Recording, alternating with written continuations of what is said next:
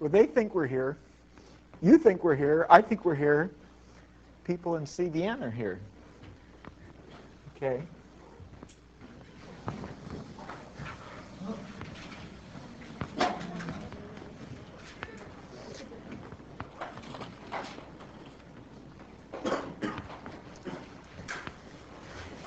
Well, there's one of these problems is one of my favorite problems. It was actually one of your homework problems that was due today was one of the sample entertainment problems that I like. So I'm going to talk about that a little bit. So I'm presuming that you've done it already. I'm going to talk about it. So this is kind of tedious, maybe. This is on homework assignment 3. And so you've done it probably. I'm going to talk about it, and then Ieorertsj is probably going to talk about it as well. So I guess the positive side of that is that you are going to have plenty of opportunity to understand this problem if you don't. You get it from different points of view. But you probably, and actually it's again interesting, sometimes problems are most interesting when they seem like they're totally simple. And so part of the story is it's not as simple as it seems. So I guess I invite you always to think that it's fine to do these models and so forth, but if in the real world things would be more complicated. And this problem is like that. So I'm referring to the cars and trucks, which is nicely expressed, on 2 lines and sort of straightforward. And yet, it's not quite what it seems. So this is problem 30 in chapter 4, so 4:30. And this is one of your homework problems. And it says, 3 out of every 4 trucks on the road are followed by a car, while only 1 out of every 5 cars is followed by a truck. What fraction of vehicles on the road are trucks? Not a lot of, you don't even have to read too much. It's kind of nice simple problem. And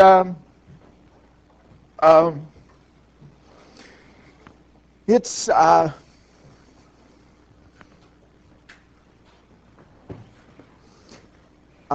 so the natural thing here we are, this is a problem right in the middle of the exercises and the end of chapter 4 on Markov chains. So obviously the thing to do is to make a Markov chain, and it's sort of clear what to do and how the Markov chain should be. And so this is sort of the standard response. But the other part is it doesn't say anything about Markov chains. The problem is, so Ross has a lot of problems like this where you could think about it, and I guess every now and then I want to emphasize that actually things aren't quite what if it doesn't say Markov chains, it doesn't have to be Markov chains, right? But it's sometimes convenient to think about things as Markov chains, and like the stock market prices and so forth. Okay, so if you have that point of view, I mean, I go through my mantra of this problem. This is a prototype of the whole chapter in a very simple way. Here's this problem. In case people are arriving late, we're talking about cars and trucks. Some cars are followed by trucks. Some cars are followed by cars. Some trucks are followed by trucks. Some trucks are followed by cars. Okay, right? It's sort of real, stupid, it's really typical. But now, the general thought is, the model, in this chapter, the model is a matrix, P, and the analysis, there's some sort of analysis that goes with this, so that this paper, there's a routine story that you sort of crank out, which is, what does the author of the textbook, what does the professor want? Regardless of whether it makes any sense or not, what is wanted here? What is wanted here? You should be able to respond to that. And at the same time, you should be able to think that maybe there's something else there. Okay, so what is wanted here? What is wanted is that you make, what is wanted is that you define P and you solve pi equals pi P. This is the model, this is the solution. So it's kind of a prototype of the standard thing in this chapter. So model is P, solve this, but then there's some other issues. And I guess you want to think about these other issues and see sort of the richness. There's an issue of the model. Okay, so let's think about it. So we think of P and we think, well, let's suppose, now we're going to sort of make a model. Suppose the successive vehicles that we see on the road are kind of random, so that we have some vehicle to start with, And the next vehicle, so if we have, since 3 out of 4 trucks are followed by a car, well, we're going to think that whatever vehicle it is, the next one is going to be, will be the type according to these probabilities, and that successive vehicles will depend on the previous vehicle, but that's all, as a simple model. So we make a simple model, a Markov chain model of what's going on. We assume that if I have a car, well, if I have a truck, 3 out of 4 trucks are followed by a car, so if I have a truck, the next vehicle is going to be a car with probability 3/4. And that's going to be independent of everything else, and that's my model. That's the Markov chain model. So I think of, here I have, whenever I have a truck or a car, I next have a truck or a car. So if I have a truck, it says 3 out of 4 trucks on the road are followed by a car. And then it says, while only 1 out of 5 cars is followed by a truck. So truck, this is a truck, the next vehicle is a car. So this is the current state, next state. Current vehicle, next vehicle. If I have a truck, 3 out of 4 are followed by a car. I think my model is I have cars and trucks, and the successive vehicles. And I'm thinking, well, if I happen to be here and it's a truck, and I don't know what the future is, the next vehicle is going to be a car with probability 3/4 independent of everything else, just that this is a truck. And that's my model of what's going on, and I assume a Markov chain model, and that's something extra. The problem didn't state that. The point is, it doesn't have to be a Markov chain, really, but we assume it's a Markov chain. That's our approach to this problem. This problem is nice because it didn't say, make a Markov chain model of it. It just said the thing. So it's at least getting like what would happen in the real world. I mean, you go some job, or you're doing stock market stuff, and somebody says, well, what's happening? They don't say, make a model. I mean, they might say, make a model, and then often they don't know what they're telling you. I mean, you got to figure out that, well, actually, they have this question, and that isn't the right, you're supposed to be the expert. So actually, if they tell you too much, they often don't know what they're telling you. So it isn't even a help. So the question might be what you're really interested in. Well, we're interested in the long-run number of vehicles on the road. So we observe this thing. We observe a lot of vehicles, and we maybe see, well, it's a little stupid. If you observed all this, you could just count the cars and trucks, okay? You could just count it, right? So why bother with this thing, right? Okay, it's a little nutty, but you happen to, if you were told this thing, you could make this model. And the model's not totally crazy, but it's not totally convincing either. Vehicles might not be. I mean, if you're a car, maybe you'd maybe prefer not to follow trucks. I mean, if I'm a driver, actually, I kind of go out of my way not to follow trucks. So, I mean, I'm actually, not just independently, I'm actually positioning myself on the road not to follow cars rather than trucks. But anyway, okay, so we have this. Anyway, this is the model, and that's sort of straightforward. And then, when we want to know the long run, well, we could just do this. We could just take this matrix and raise it to a high power. You could be sitting there with MATLAB and just see that. And just say, oh, let's look at p squared and p cubed and p fourth and p10 and p20 or whatever. And you see what happens. And actually, that's very important because you want to see, well, if I look at p10, what you're going to see is, now I'm forgetting, what's the answer? So what's the answer here? So can people tell me who've done it? Somebody's done it. What's the answer? When I solve this, what's the answer here? What am I going to see approximately? Somebody's done it already, right? What's the answer? Okay, I don't remember. Let's see. So trucks is going to be less, right? So 1/4, something like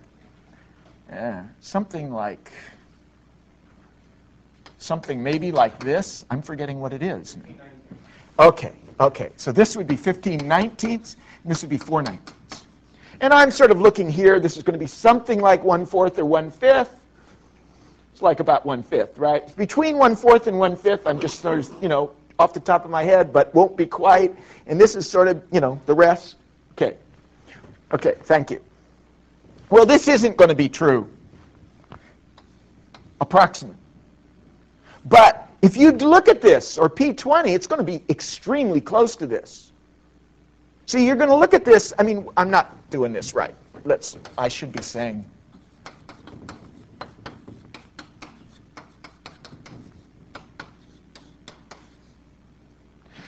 what you would see if you did this, right, if you just computed powers of P, is you would see the following regularity. You would be like Markov. If you just sat there with the computer, you would be Markov. I mean, he did the theory. You'd say to yourself, you know, you would do P10 and P11 and P20, and you'd say, you know what's amazing? These rows are the same. And moreover, they don't change when we raise P to a higher power. You'd see it, and you'd say, look, there's regularity here. Something's happening nice. And you'd see it when this thing, you see it very fast, because it's already almost in this form to begin with. So you do P3, P4, already it's beginning to look like this. And, you know, you get to P10, it's off by way out there, and, you know, the accuracy is extremely close here already. So you'd see it, and you'd say, hey, there's something going on here. I wonder if there isn't something, you know, you would invent it. It's probably the right way to do it. It's probably the way you should have experienced this. You should do this problem and then invent the theory. You would see it, and you'd say, yeah, it must be, and you'd try doing a whole bunch of these problems, and you'd see that a whole lot of them all had this property. And it would be great, and you know, you'd approach this in the right way. You discover it for yourself. Okay, well, you would then find that if you thought, well, so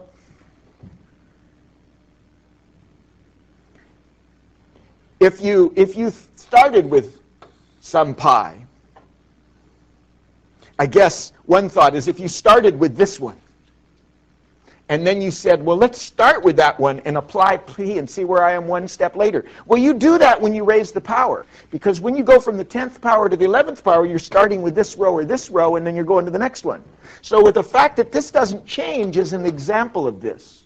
The fact that when you go from P10 to P11 to P20 and so on, every time you raise it to a higher power, you're seeing, you know, when you're doing P times P, so this is P to the 10, or this is P to the 10. P to the 10, P to the 1. A row of this, P to the 10, is this pi. And then the pi times P is going to give you the next row. So you see this when you raise it to a power. You're doing that. That's what you should recognize, that when you raise successive power, you're looking at something like this is the P to the 10, and this is P, and this is then P to the 11, but we're looking at one row. One row of this, one row of this, and one row of this. But this is almost the same. So you're seeing this when you do this. Okay, but what do you do here? You would then write, what are you doing in your arithmetic? Your arithmetic here is to solve a systems of equations. And you're being somewhat, okay, maybe in class you might have to do an exam this. So you'd think, oh, I have to do this times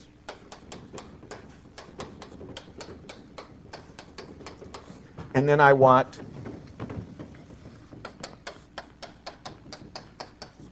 and so you would multiply this times this and this times this to get, so you get 1/4 pi 1 plus 1/5 pi 2 equals pi 1, and then you get 3/4 pi 1 plus 4/5 pi 2 equals pi 2. So this really means a system of equations, and since this is 2 by 2, you're going to get two equations. Two equations in two unknowns. Okay? So that's certainly, again, the thing that's most critical is, do you know what matrix multiplication means? Yeah. Yeah. So you're jumping to a very important point. Yes. So this isn't you're not done yet. It sounds like you're done. So I want to emphasize something in the linear algebra. Right. You're jumping to the next very important point. We have two equations here. And I'm actually getting there, maybe going slowly, but your point, that's exactly the point. This is not enough. There's a flaw in the thinking. Initially, it looks clean. N by n equations, n unknowns. If P were invertible, I mean, if the things were, well, if you could solve for this, it would be, if you wrote it down, you would be pi equals, I guess you'd have trouble because you'd write I minus P 0, right? If you subtracted, let's see, so I'm thinking, so you see there's a problem here. But you have n equations and n unknowns. However, the way that these n equations, or in this case the two, are redundant. So actually they, and that's because the row sums of P are all 1. So actually one of these equations is redundant, and that's actually helpful when you want to get a solution to this. Okay, so the other equation is the third equation. Agreed, you have this. But that means you don't need one of these, that these are actually equivalent. If you rewrite these, these two, they'll be the same equation. I mean, this is to understand the peculiarities of here's a system of n equations and n unknown, in our case 2. Whenever, in this case, when it's simple, you will have, when you can solve this with a unique solution, what's going to happen is the n equations are redundant.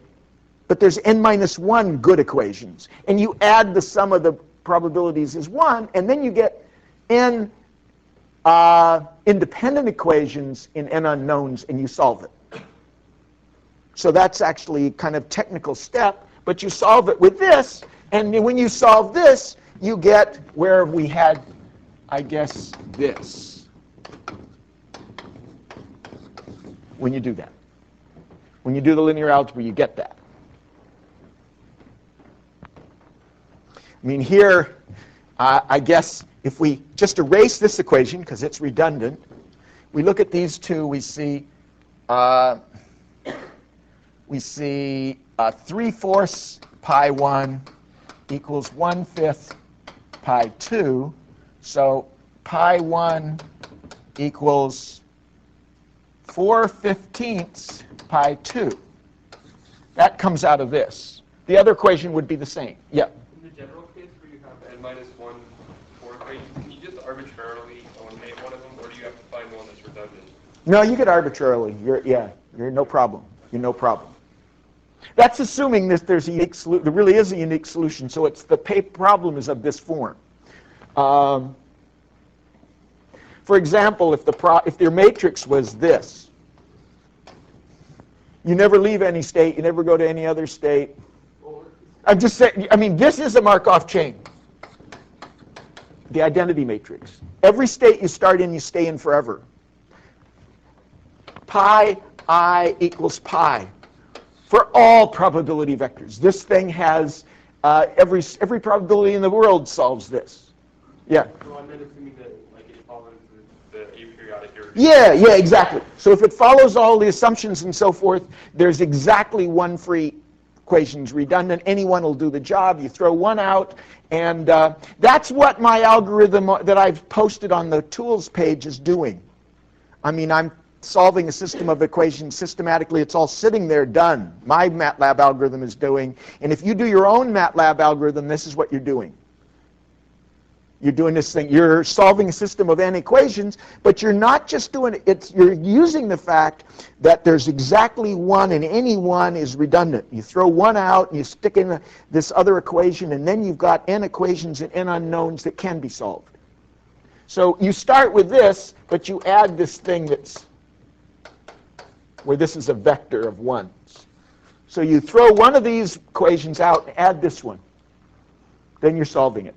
So it's a little tricky, but otherwise it's n equations and n unknowns, and you solve it. So it's reduced to linear algebra.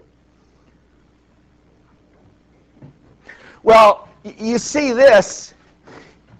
Pi 1 is 4/15 pi 2, but the sum of these two is 1. So that means 4/15, right? That's this. So this that comes out of one of these equations plus this gives you this.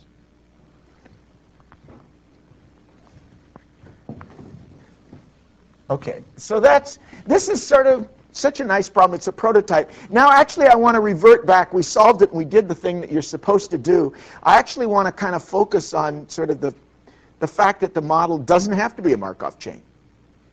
So now I have to think about if I do this right. I guess if I think, the point is, you could easily have 3/4 of the trucks followed by cars and 1/5 of the cars followed by trucks without having the thing be a Markov chain. So, I mean, what you do is you say, well, okay, suppose I start with trucks are followed by cars. So there are many cars, right? Many cars. So few trucks. So I start with a truck and I end with a car. And I'm saying 3/4 of the trucks are followed by cars. Truck, car, truck, car, truck, car. 3 trucks are followed by a car. Here's one that's not. So you can see how I'm thinking. I made 4 trucks. 3 of them are followed by a car, 1 isn't. Okay? Now I have a car, and I'm going to have some cars. Cars are 1/5 the cars are followed by trucks. 1/5 of the cars are followed by trucks. Here's 1 car followed by a truck. Here's 2 cars followed by a truck. Right? 2 cars followed by a truck. I want 1/5 of the cars to be followed by trucks. Right?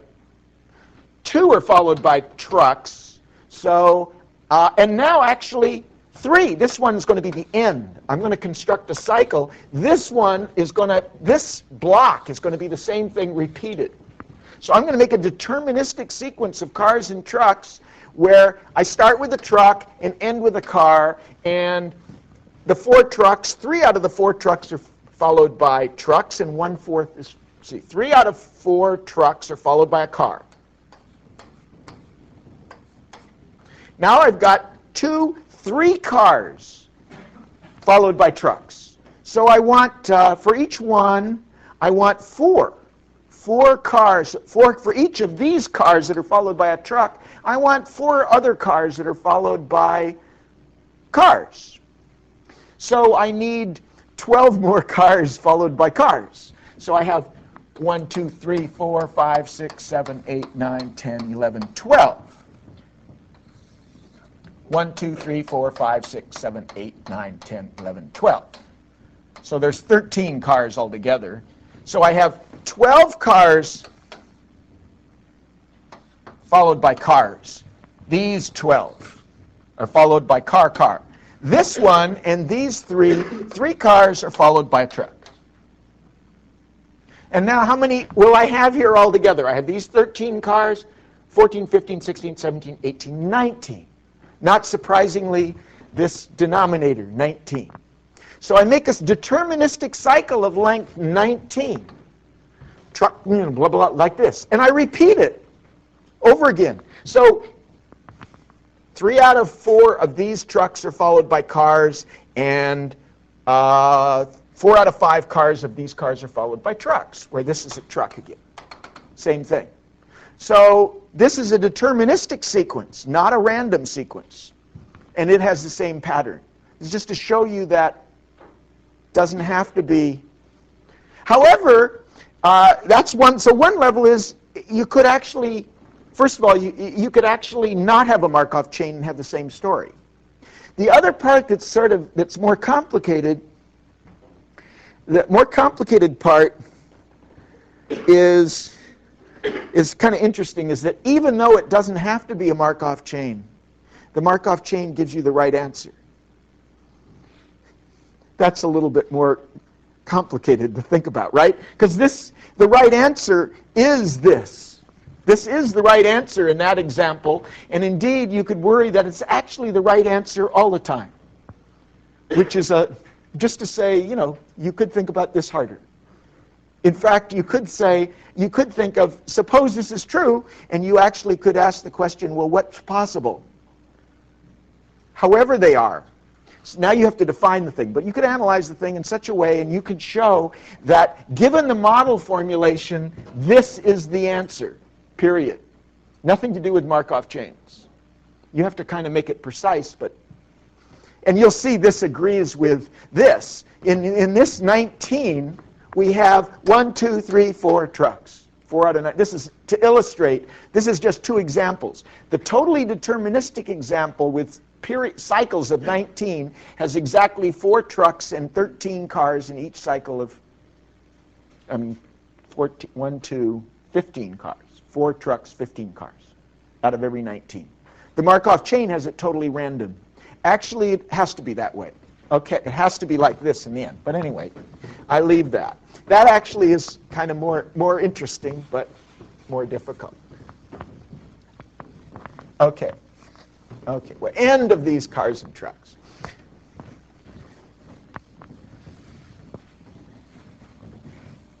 I should actually, one time I will do it. I started the first day just doing problems, and all discussion was in terms of problems. I should really stick to that.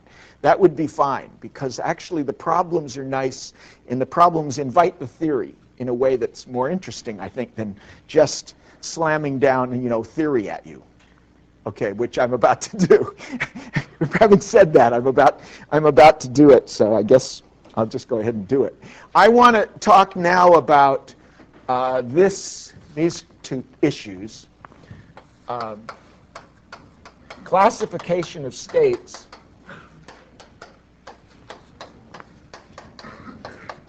and canonical form. You may have already encountered this, depending on how much homework you've done. This is one of the sections, I guess 4.3 in the book, and then the canonical form is actually not discussed in the book, but is in one of your homeworks. And the idea here, is sort of, this is kind of the general way to view these chains. You've got a P, some general P, and how do you classify it and so forth systematically to figure out which kind of analysis you're going to perform.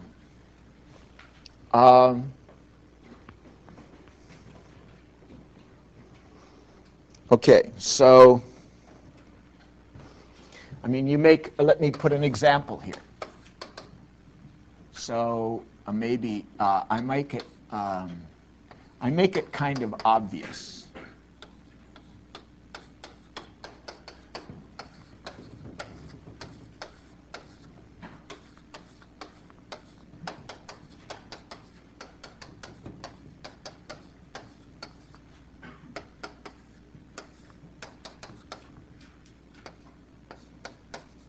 Only maybe I don't get it right. 4, 3, 7, 8. Okay. 8, 9. We got too much here, right? We got 4 twelfths, 3 twelfths, 7 twelfths, 8 twelfths, 7 twelfths, 8 twelfths. We got 4 twelfths. How about that? Better?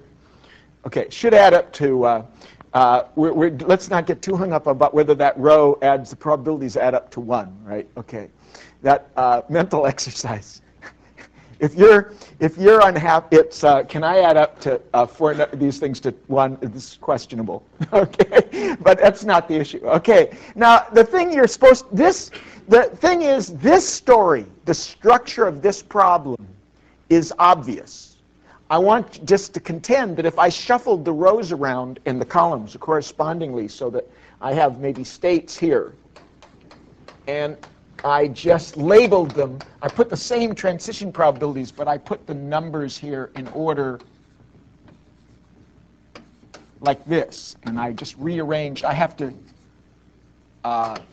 so if I did this, 1, 1 would be 1/3, and 1, 2 would be 2/3, and 3 is 1/2, and 3, 4 is 1/2.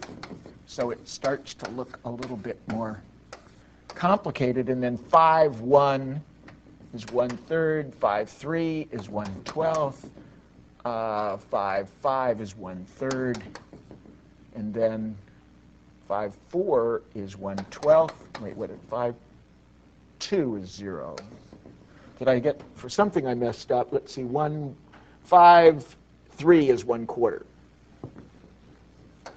And 5, 1 is 1/3, and 5, 5 is, I guess this is okay. And then so forth. If I do it this way, this is the same problem. I just relabel the states and just say convert, this is P prime, say. If I write P this way, it's totally obvious what's going on. But if I write it in this shuffled way, you don't see it. So my thought is, the high-level thought is, if you get a general P, it's going to look like this. So if we fill it all in, you're not going to see the structure. The idea of canonical form is this is written in canonical form and this isn't. So you could think of all the other orderings of the states are not canonical form. This is canonical form. And the canonical form is emphasized by this. You know, a square block here, some other stuff down here. Everything zeroes off the square block, right? So what's going on here? If you start, you start in states 1 and 2, you never leave. This is a separate Markov chain. If you start here, you're never going to leave, and the rest of the stuff's irrelevant. If you start here, you're never going to leave either. The rest of it's irrelevant. These are two separate Markov chains. Once you get in these states or these states, you're going to just move around in here. Now, this is different. From here, you're going to maybe stay there, but you may go to one of these. So from here, you either get absorbed in this one or you get absorbed in this one. But then you just stay there. So you sort of have an absorption problem from here and two separate pi equals pi p problems here. And that's the point I'm trying. This is a canonical form, and if you reordered it this way, it would not be. And the canonical form helps you see the structure.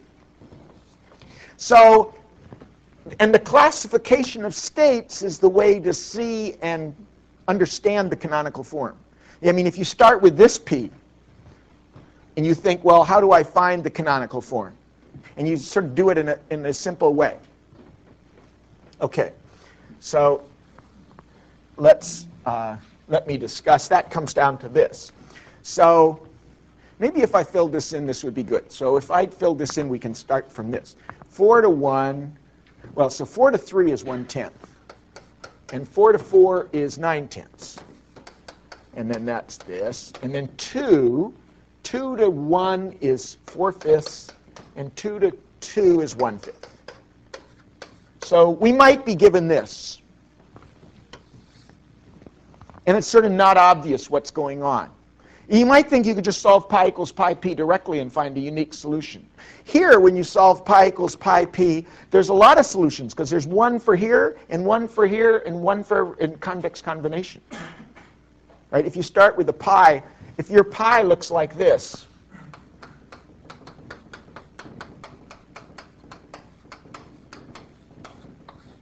there will be a unique solution which corresponds to this, just this little 2x2. If you start with another pi that looks like this,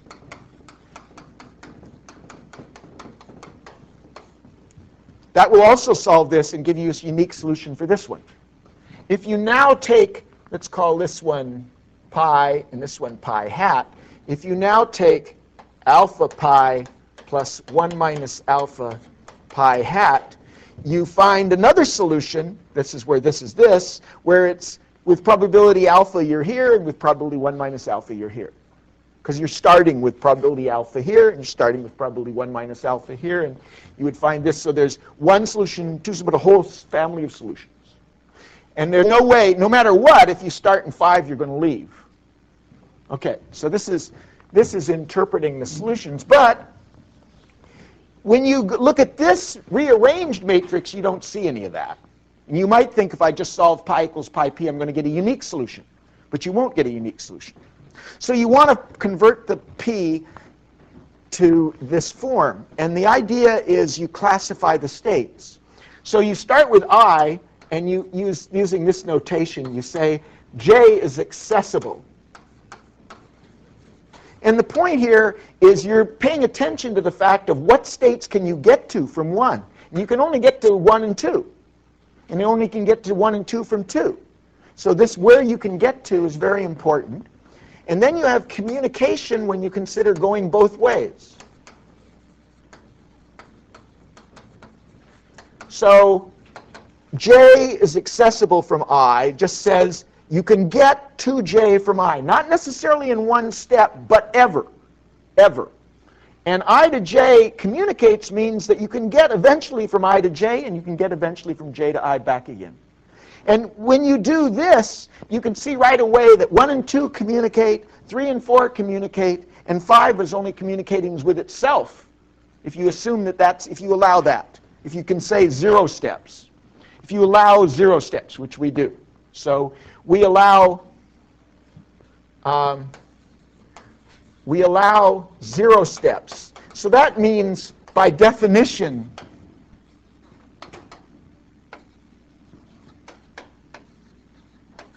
I is accessible from itself, and I communicates with I, by definition, because we say it happens in 0 steps. That's kind of like just a definition that we're using.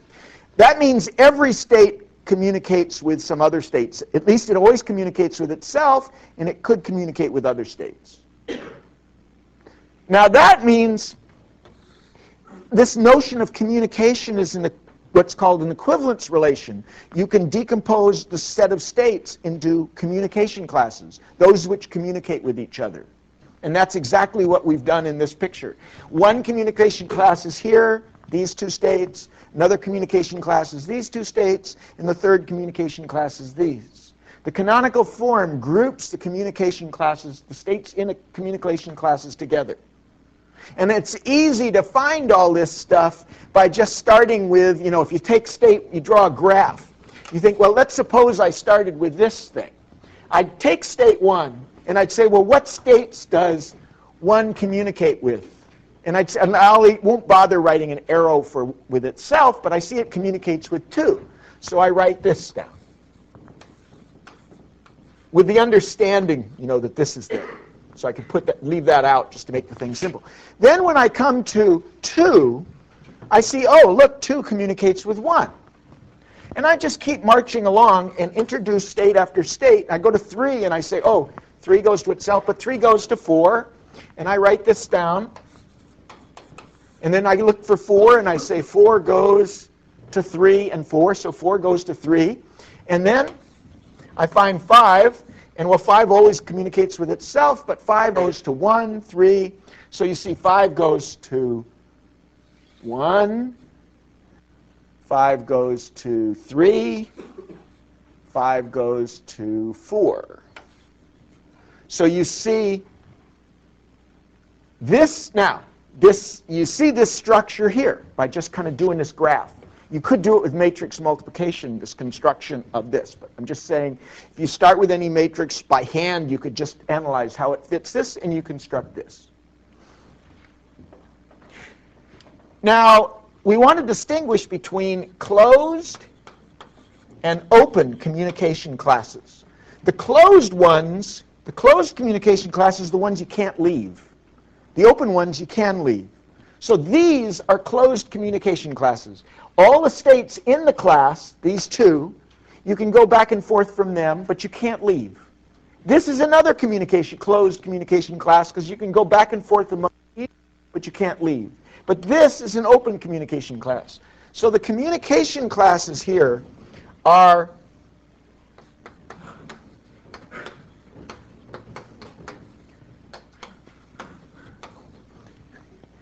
exam question. You have this matrix, now in a kind of confusing form. What are the communication classes, and which ones are closed and open? The closed classes are closed, closed, open. There are 3 communication classes. Here's a closed one, here's a closed one, here's an open one. That's the structure. Put the matrix into canonical form. The closed ones up at the top, and the open ones at the bottom. The states in here, in the closed chains, are called recurrent. Well, that's a little bit of a... and the open one is transient.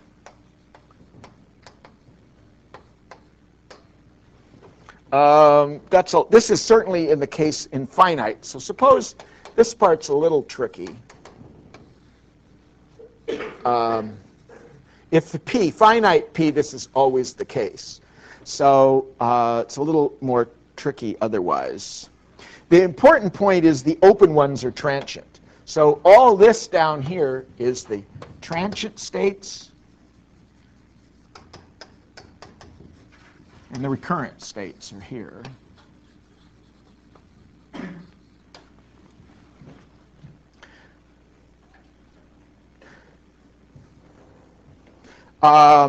This is a little tricky if you have infinite states. Recurrent is just, a state is recurrent if you come back to it, for sure. So if the state space is finite, there's nothing you can do but either come back to it or eventually leave. If the state space is infinite, you might actually have a closed class. You might be able to get back, but it could be a little more complicated. You might not be recurrent. So it's a little more complicated. But this, in a finite chain, all these are recurrent and these are transient states. That main point, these are, so these are recurrent, these are transient. And then these are closed classes, and this is an open class. So, I mean, usually Markov chains don't look like this, but this is a general case. And if you had this general case, you'd start with this P here in this funny form, and you'd put it in canonical form, and you'd see that you could analyze this as a subchain by pi equals pi p, and this is a subchain as a pi p. Every closed communication class really produces a separate Markov chain. And then the rest is an absorption problem. So you actually might have a pi equals pi p ergodic problem for these and a closed problem here. And if things are not periodic, you might collapse the matrix, and they're not periodic here. So the simplification would be of how you would do the general case. I mean, you could, remember, you can analyze what happens by just raising p to powers, as we've discussed, right? The model is p. If you raise it to powers, you'll see everything. I mean, that was the question last time. I started talking about some theory. And is it not true if you just raise p to a power, you'll see everything? And that's indeed true. And you'll indeed see that these go to their own separate stationary distributions. And this stuff was going to go to 0 and some fixed numbers down here. I mean, that you will see it. And that's indeed, I invite you again and again to do this in MATLAB. Do these examples and just see for yourself that the story is compelling. I mean, I think that's really very, it's very helpful in appreciating what's going on. Okay, well, the thought is here, you would have this P, which was 1/3, 2/3, 4/5, 1/5. That's one of them. You'd have another P, which is 1/3. What did I put there? 1/2, 1/2, 1/10, 9/10. And then you do pi equals pi p for this one, and pi equals pi p for this one.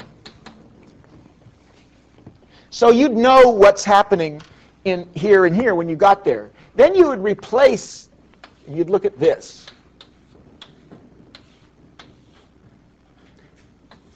So I'm making a new matrix. What I'm doing here is I'm saying, whenever I get to this chain, whenever I get to these two states, I'm just going, in the long run, I'm going to have its steady state distribution. And whenever I get here, I'm going to have the long run. So I don't care which state I get to. I just want to know if I get to this block. And I want to know if I get to this block. So what I do here is I combine 1 and 2 into a single state. And I combine 3 and 4 into a single state. And I have 5 here. So in order to do this, this is still the same, but what I'm going to do is add these probabilities here. I'm going to add these. So I'm going to have 1/3 and 3/12 and 4/12 is 1/3. I've just added these two for get 1/3, and I add these two to get 1/3. And this is the probability of going from 5 to 1, 2, to either of those.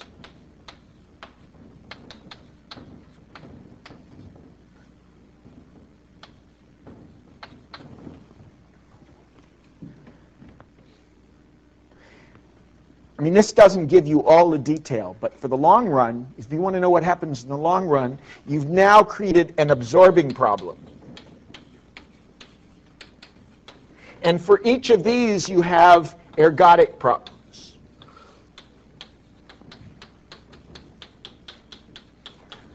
This is the stuff about n equals I minus q inverse.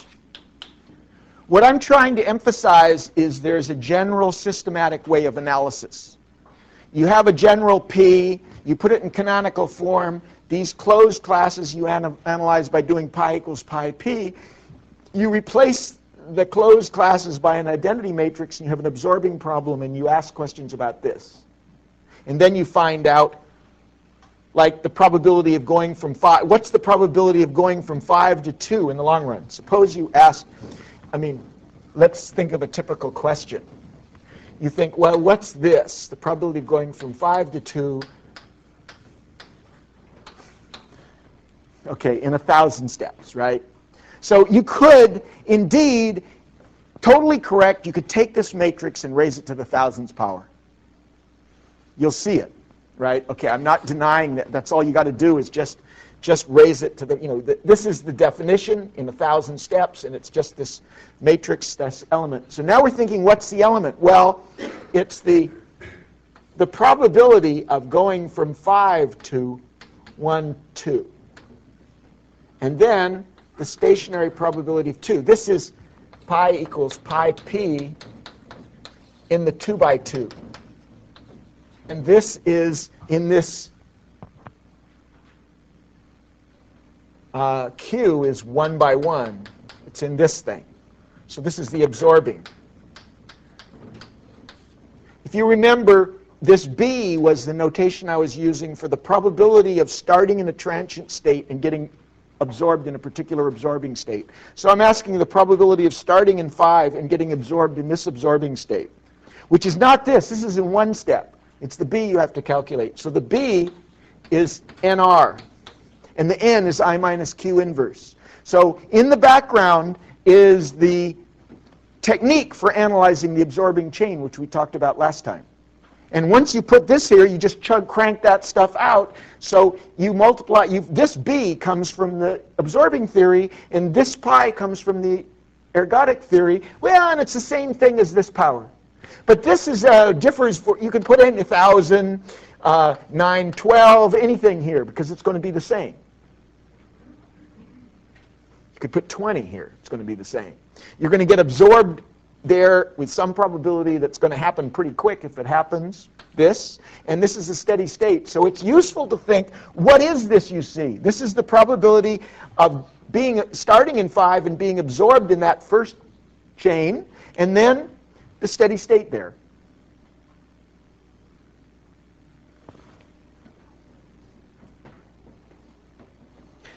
So there's sort of a view here that the models P, when you do this canonical form stuff and classify the states, and then you reduce to the two problems, pi equals pi p and the absorbing problem.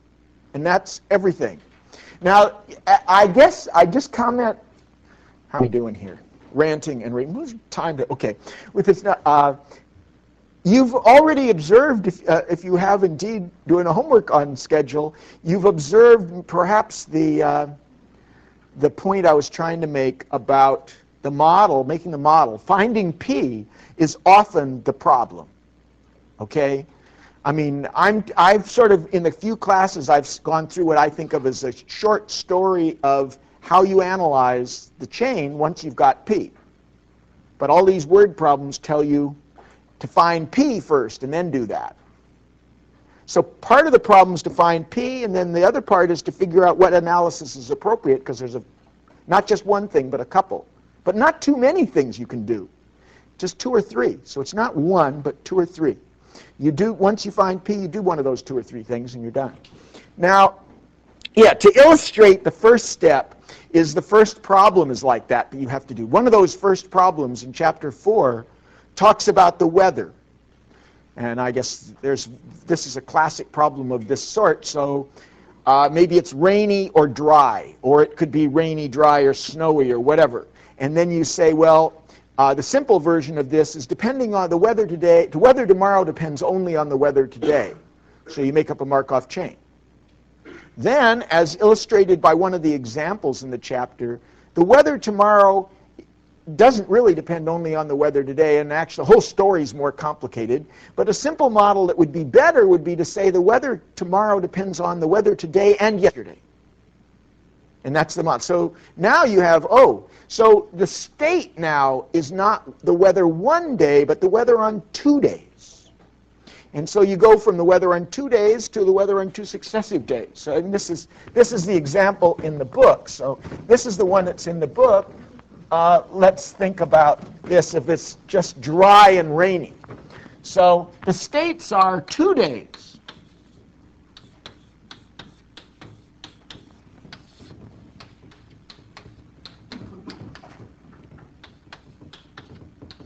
This is the example, one of the first examples. The weather on 2 successive days may be it's either, on any given day, it's either dry or rainy. And so for 2 days, it's one of these 4 things. And then you want to know what it's going to be on the next 2 days. But you're really doing times like this. So the days are going by, and it's this pair to this pair that overlap. You're not doing 2 days to skip 2 days, they overlap. This day, the second day, 1, 2, and 1, 2, the second day of the first pair is the first day of the second pair. Tricky to defining P. So if it's dry, dry, you can't go here. The second day is dry, the first day has to be dry. This can't happen. I mean, this is where there's 2 possibilities here on this problem, which is often the case in this kind of subject, right? It's either totally obvious, or you could be confused, right? So if it's totally obvious, fine, but if not, then you're, okay, yeah. Which day are you defining first on the top? Yeah, okay, I'm thinking this is first, second, and therefore always that. So if first and second, this is going to be the first day next. And that makes it, yeah, I could do it either order. And I'm thinking of time as going this way. Time could be measured the other way too, right? So this ordering depends on how you define it. Definitely, yeah. But however you define it, this property that there's some numbers here, there'll be some choice of P and 1 minus P. You'll be told if it's dry, dry, it will again be dry, which is this one, with some probability P, and otherwise this. And it'll depend on these 2. Okay, and this is nicely illustrates this. I mean, if this is clear, fine, but there's tons of these examples. It's actually pretty confusing. Yeah. So it depends on n minus 1 and n minus 2, or what n and n minus 1. Yeah, if this is to say, this particular one is to saying the weather any given day depends on the 2 previous days. So this is the 3rd day. If we did this right in the total time, we would have said 1, 2, 2, 3, 2, 3, 2, 3, right? I'm saying if days 1 and 2, these are the weather, then days 2 and 3, these are the weather, and the 2 it has to agree in order to get, right? But I wanted to ask is, you sort of collapse this now into a 2-state problem, or into a 2-time problem, xn and xn plus 1. Can you also solve the problem by creating not an n by n matrix or a 2 by 2 matrix, but a 2 by 2 by 2 matrix, and solve the problem again? A Markov chain in 3 dimensions? My eyes are crossing, but you may have some idea. Okay, I'm thinking this straightforward way works, which has to do with how I define states and how I define the P. So part of the flexibility is states. I mean, I'm not thinking what you're thinking works, but I'm not ruling out that you have some view of this. First of all, the Markov chain's got to be an n by n matrix. So if you make it n by n by n, you've got some other thing. And you could maybe make a math that goes with it. I'm not ruling that out. But here, this is n by n for some n. And these are states. Part of the trick is the states are not the weather. You don't want to be fixed. Basically, you may have a correct idea. I don't know. Totally don't know. But the point is, your natural mindset is the state is the weather on a day. I mean, it's totally natural to lock in onto that idea, that should be the state, the weather on the day. Because it's kind of the notion of state that fits it right away. You have to be flexible and say the state will be the weather on 2 consecutive days. And then that being so, you want to remember that this overlaps with this. And then you've got to put the right entries in here. But that's a flexibility in defining P, that you make P work for you. It doesn't state is not just one of these. It could be this. And actually, your problem is not this one. This is the example in the book. Your problem that you were asked to do, that many of you have done, is that the weather depends on the 3 past days. So the state, there, instead of 4 of these, there are 8. You know, there's, well, if we add this on the end, and then we could have the same thing again with the R on the end, right? So we have 8 states instead of 4, and then there'll be 8 states here, and they actually they overlap by 2. Right? Because this will now be 1, 2, 3, and this will be 2, 3, 4. Right? This and this, and it's only from 1, 2, 3 to this is the new one.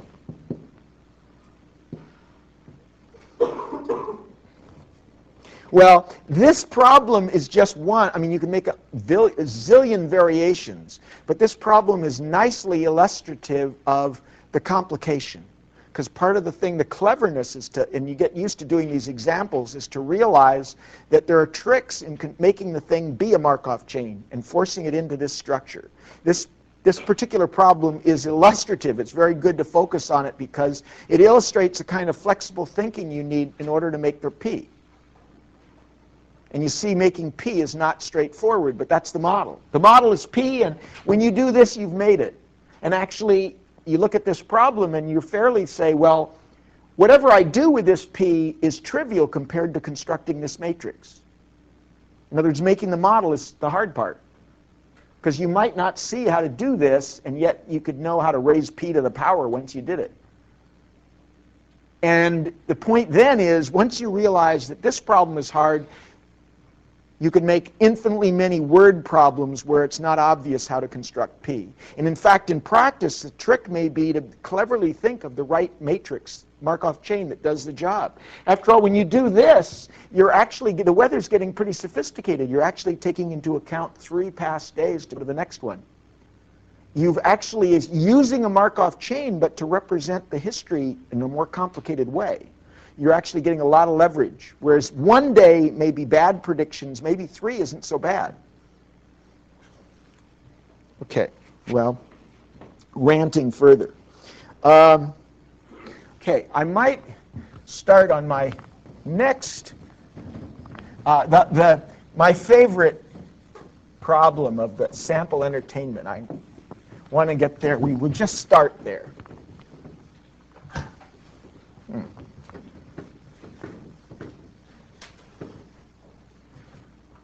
Okay, trip on that. Okay. So this next problem is the chess problem. This is where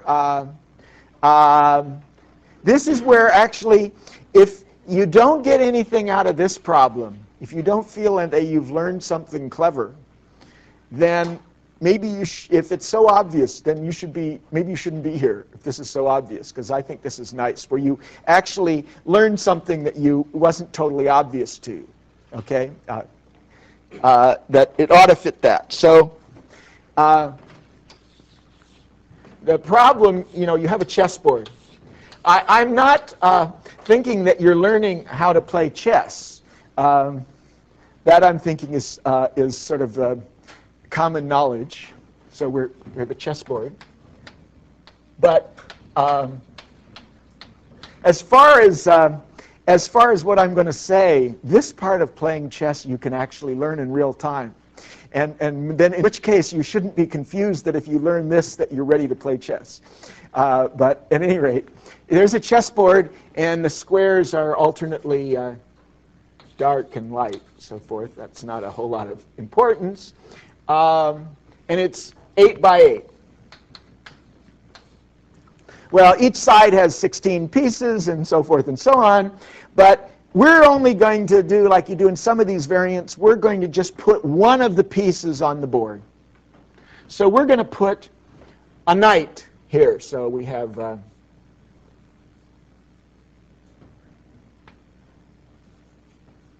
sort of the spirit of how picture might be. Not too good. We have a knight here. in this corner. And it's an 8 by 8 board. Now, what we want to know is, we're going to do the following thing. We're going to let this knight move around the board randomly. Again, a stupid problem, okay? The knight's going to move around randomly on this 8 by 8 board. And at every time, it's going to take one of its available moves with equal probability. If it has 6 available moves at some point, it's going to take each one with probability 1/6. If it has, here it actually has 2 available moves, it's going to take each of those with probability 1/2. 2 available moves are to here and here. Okay, now, what we need to do, if you don't happen to play chess, we need to teach you the rules of the movement of the knight. The knight goes 2 horizontal, 1 vertical, or 2 vertical, 1 horizontal. So it goes 2 horizontal, 1 vertical, or 1 horizontal, 2 vertical. And it can go up any direction, right? So 2 and 1. So in this, it can go 2, 1, 1, 2. If it sits in the middle, if it's sitting here,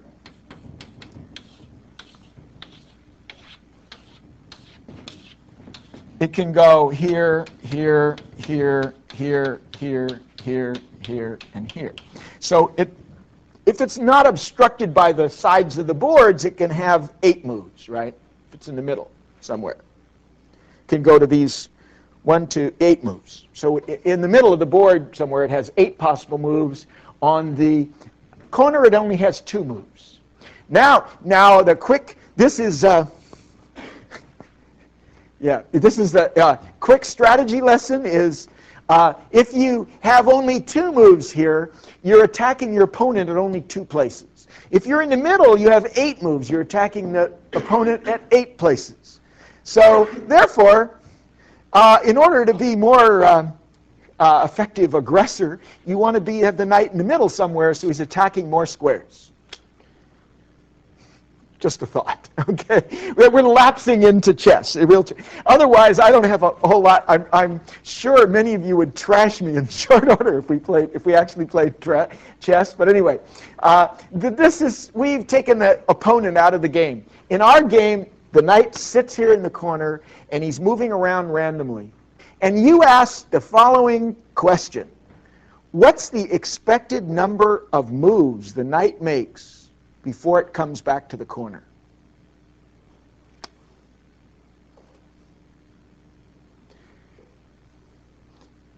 Now, the obvious reaction is, wow, that is going to be a killer. Now, the point is that there's actually a simple answer. So you could, in a matter of 1 minute, answer that question, maybe 5 at the most. Now, what this is, so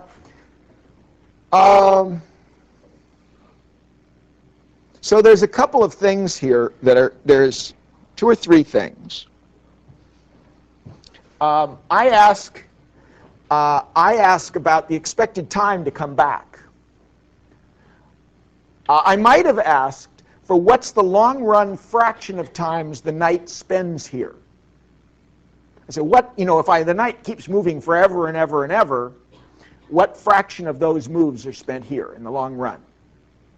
So let's suppose we consider that problem first. So if we consider that problem, we're now having, and if we number let's suppose we number the board like this.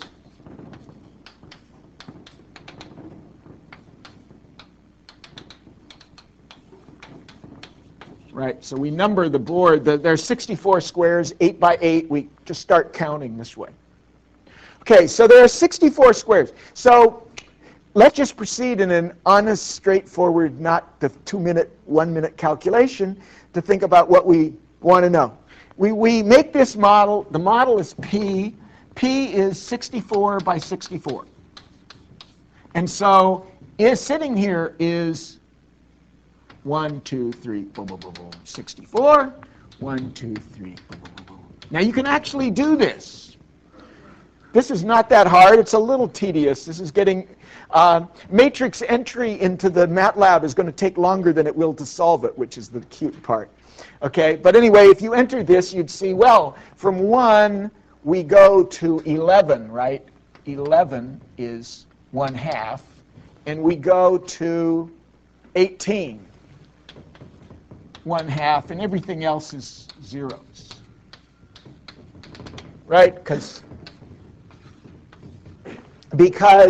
we go either to here or here. So I'm just saying from 1, the row transition matrix row with the first row is from 1 to 11 with probability 1/2, and from 1 to 18 with probability 1/2. And all the other probabilities are 0 from 1. And correspondingly, you construct for each of the 64 states what's the probability of where you go next. And you put that in P. And you solve pi equals pi p. Or you raise P to some high power.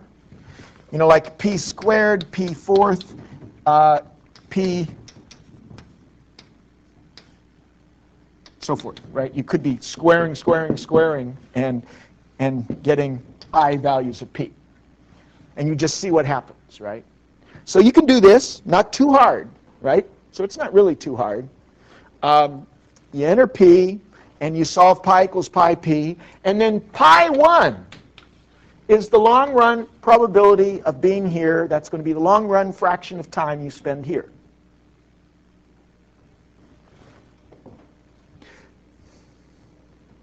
So that's all totally straightforward.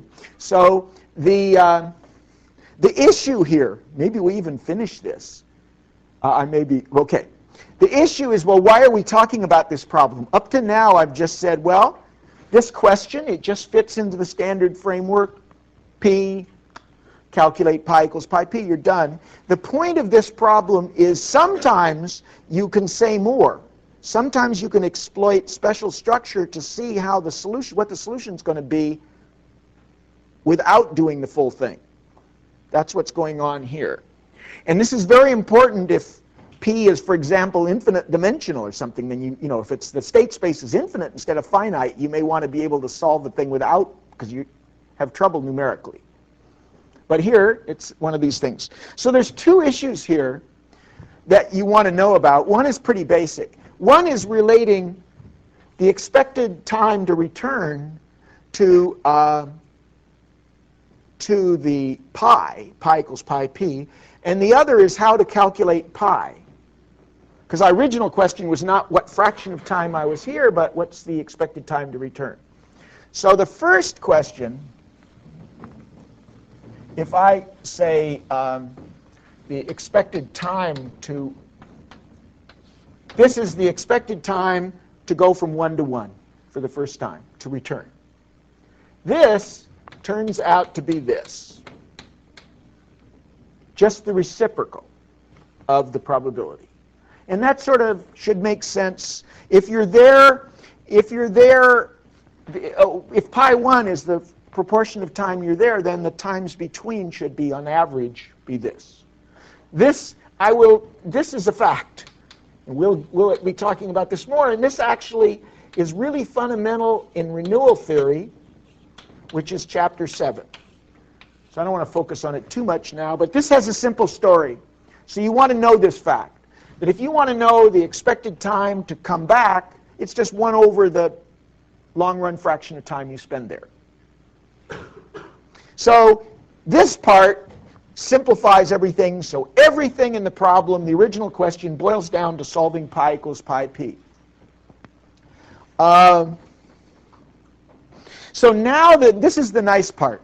How do you solve pi equals pi p easily? And the answer here is, all you have to do, now the point we're going to discuss next time is why, but all you have to do in this problem is count the number of moves from each square. So you see that there are 2 here. So pi 1 equals this number of moves from 1 divided by the sum of the number of moves from all the squares.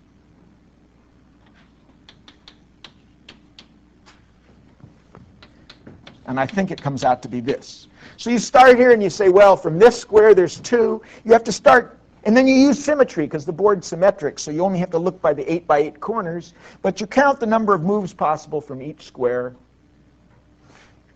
So you add, that's 2 from here, and then so forth. There's 2, there's 3, there's 4 from this one, and so forth. And you count all the moves from all the squares. There's a number of moves for each of the 64 squares.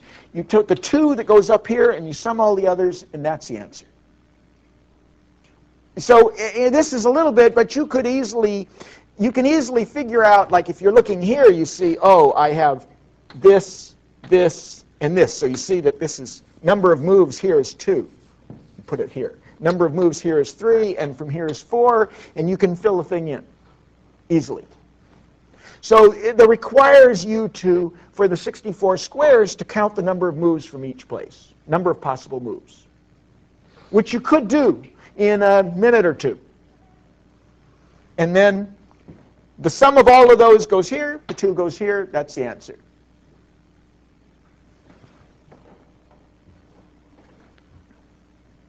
This is the more interesting part. So this issue, which we're beginning to intrude on lunch. This is 4.8, section 4.8. We're intruding on that. Yeah. So we'll talk some more about this. But the point here is, the point of this thing is, for some problems, there's actually additional structure, and you can get answers very quickly. And so you can do better than just pi equals pi p. This is kind of adding additional detail. Interestingly, Markov mouse fits the same story. So Markov mouse was sitting there like this, and you could have counted the doors from each room. And then there are 2 doors from here, and you could put the 2 over, and blah, you'd find the same thing.